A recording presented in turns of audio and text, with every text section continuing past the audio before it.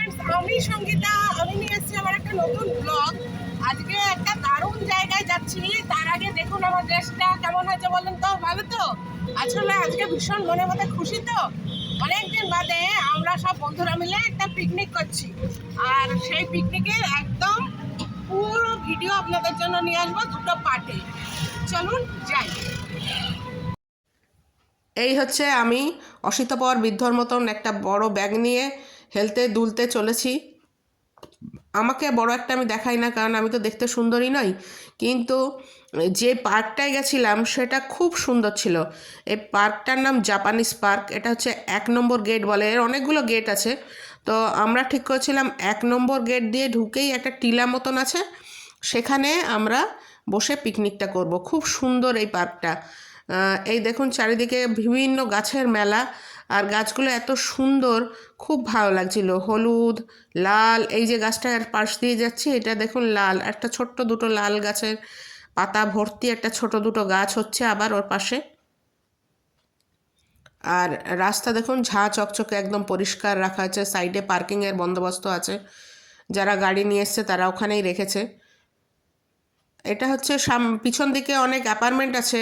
প্রতি রোববার আর কি অনেকেই চলে আসেন খাবার দাবার বানিয়ে নিয়ে, দুপুরে এখানে বসে খাওয়া দাওয়া করেন, বিশ্রাম করেন। আর আমাদের ওর মতন যারা ভবঘুরে হঠাৎ করে বেরিয়ে পড়ে এখানে পিকনিক করতে। এ দেখুন সামনে একটা ইয়েলো কালারের গাছ দেখা যাচ্ছে, সেটাও বড় সুন্দর।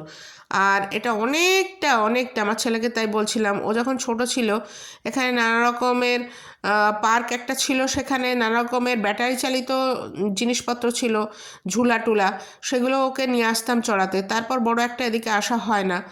ওর পার্কটা কেন যে বন্ধ করে দিল বুঝতে পারলাম না। কিন্তু এখানে বিশাল দূর দূর পর্যন্ত অনেকটা জমি, দূর দূর পর্যন্ত সুন্দর গাছ সাজানো। আর এই আস্তে আস্তে পৌঁছে গেলাম এখানে।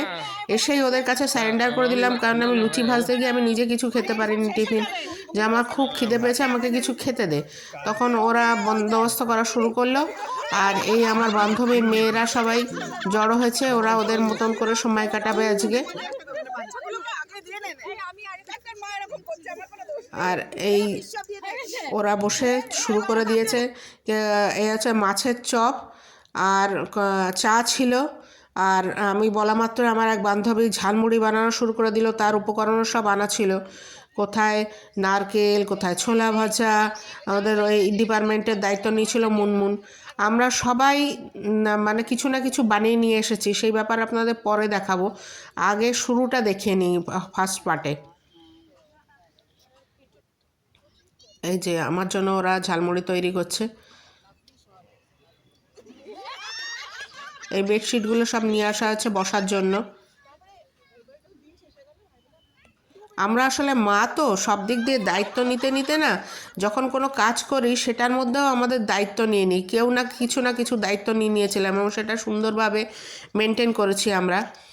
আর এই প্রসঙ্গে বলে রাখি, আমার এই ব্লগটা যদি আপনাদের ভালো লাগে প্লিজ একটু লাইক করবেন, একটু শেয়ার করবেন, সাবস্ক্রাইব করবেন। এই মজার ফাঁকেও যে মেহনত করে এই ভিডিওটা বানাতে হয়, তাহলে আমি খুব উৎসাহ পাবো। আর এই পুরো দিন চলবে আমাদের হাহা হিহি। এইখানে দেখুন এই যে ময়ূরযান নিয়ে আসা হচ্ছে জলের জন্য, কোনো রকম কোনো অসুবিধা যাতে না হয়।